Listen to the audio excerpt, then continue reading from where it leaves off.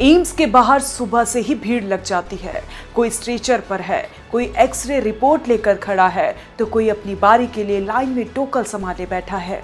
देश के सबसे बड़े और भरोसेमंद सरकारी अस्पताल में ये रोज का नजारा है।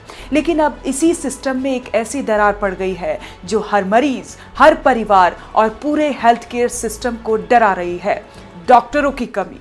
संसद में पेश हुए ताजा आंकड़े इस कमी का असली चेहरा दिखाते हैं। 2022 से 2024 के बीच देश भर के 20 एम्स में 429 डॉक्टरों ने इस्तीफा दे दिया। और सबसे चौंकाने वाली बात यह है कि इस लिस्ट में सबसे ऊपर है दिल्ली एम्स, देश का सबसे प्रतिष्ठित मेडिकल संस्थान, जहां अकेले 52 डॉक्टरों ने नौकरी छोड़ दी।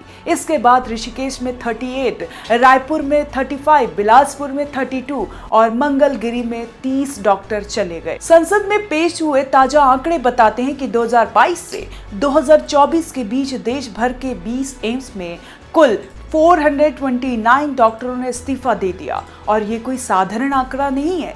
सोचिए, इतने बड़े नेटवर्क के अस्पताल जिन्हें भारत में हेल्थ केयर का प्रीमियर लीग माना जाता है, वहां से इतने डॉक्टर एक साथ छोड़कर जा रहे हैं।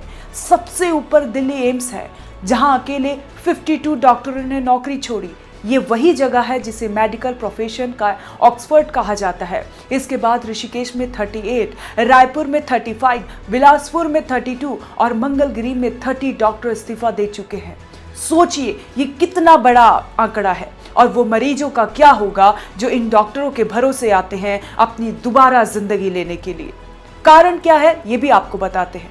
कारण है, डॉक्टरों ने साफ कहा है, प्राइवेट सेक्टर में वेतन और सुविधा यहां से कई गुना बेहतर है। प्राइवेट अस्पतालों में सैलरी 4 से 10 गुना ज्यादा है। वहीं काम के घंटे और रहने की सुविधा भी बेहतर है। एक सीनियर डॉक्टर कहते हैं, हम जान बचाते हैं लेकिन खुद की जिंदगी को जैसे तैसे खींचते हैं। कितनी बड़ी बात उन डॉक्टर ने कही। लेकिन मामला सिर्फ वेतन तक सीमित नहीं है। संसद में सरकार ने खुद माना कि 20 एम्स में हर 3 में से 1 फैकल्टी पद खाली है। दिल्ली एम्स में 1306 स्वीकृत पद हैं, जिनमें से 462 खाली हैं, यानी 35% की भारी कमी। भोपाल एम्स में 23% और भुवनेश्वर में 31% पद खाली हैं। सरकार ने रिटायर फैकल्टी और कॉन्ट्रैक्ट पर रखने वाली विजिटिंग फैकल्टी बुलाने जैसी योजना शुरू की है, लेकिन डॉक्टरों का कहना है कि ये तत्कालीन उपाय है, स्थायी इलाज नहीं है। रायबरेली एम्स की स्थिति तो और भी भयावह है। यहाँ 200 सीनियर रेजिडेंट डॉक्टर की स्वीकृति पद में से 80% से ज्यादा खाली है। मेडिकल फैकल्टी के 200 पदों में से लगभग आधे पद खाली पड़े हैं। नतीजा, अस्पताल पूरी क्षमता से काम नहीं कर पा रहा है।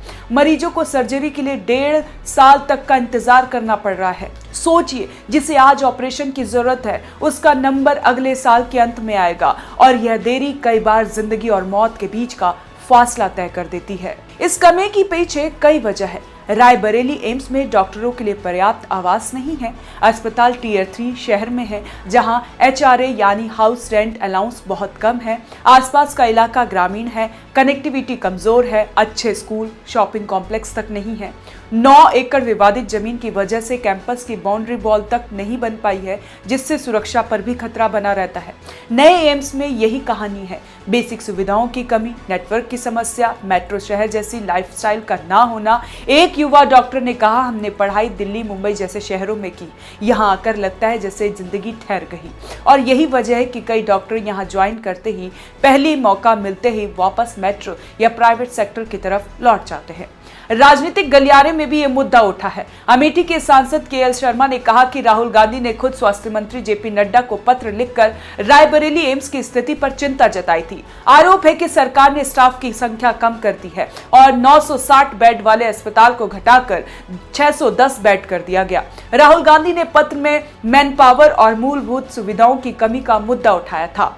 देश के 12 एम्स में प्रोफेसर्स के आधे से ज्यादा पद खाली हैं। जम्मू एम्स में 33 में से 29 पद खाली है। रायबरेली में 26 पद है। एडिशनल और एसोसिएट प्रोफेसर के पद भी ऐसी तरह खाली पड़े हैं। असिस्टेंट प्रोफेसर की संख्या ही एम्स में डॉक्टरों की गिनती को बनाए हुए है।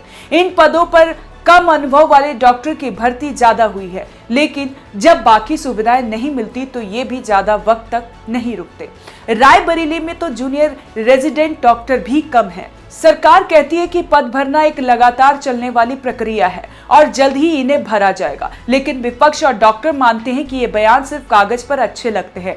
हकीकत ये है कि एम्स का ब्रांड जो कभी डॉक्टरों का सपना था, अब उन्हें रोकने में नाकाम हो रहा है। अब सवाल सीधा है, जब एम्स जैसे संस्थान में डॉक्टरों की कमी हो तो बाकी सरकारी अस्पताल का क्या हाल होगा। जब दिल्ली एम्स में 462 सीटें खाली हों तो सोचिए छोटे शहरों के मेडिकल कॉलेज में क्या स्थिति होगी। और सबसे डरावना पहलू ये है कि अगर यही हाल रहा तो एक दिन एम्स का नाम सुनते ही मरीजों को भरोसा नहीं होगा, बल्कि उनको डर लगेगा कि यहाँ इलाज मिलेगा भी या नहीं। ये कहानी सिर्फ अस्पताल और डॉक्टरों की नहीं है, ये कहानी उस भरोसे की है जिसे हमने सालों में बनाया और अब खो रहे हैं। लाइन में खड़े वो लोग जिनके पास इलाज के लिए प्राइवेट अस्पताल जाने का पैसा नहीं है, उनका क्या होगा। वो बुजुर्ग जो अपनी पेंशन बचाकर, जो अपने बच्चों से पैसे मांगकर इलाज कराने आए हैं, उनका क्या होगा। वो बच्चा जिसे तुरंत ऑपरेशन की जरूरत है लेकिन डॉक्टर नहीं है, उसका क्या होगा। एम्स सिर्फ एक अस्पताल नहीं, भारत के हेल्थ केयर सिस्टम का प्रतीक है। अगर ये लड़खड़ाएगा तो पूरा सिस्टम हिल जाएगा।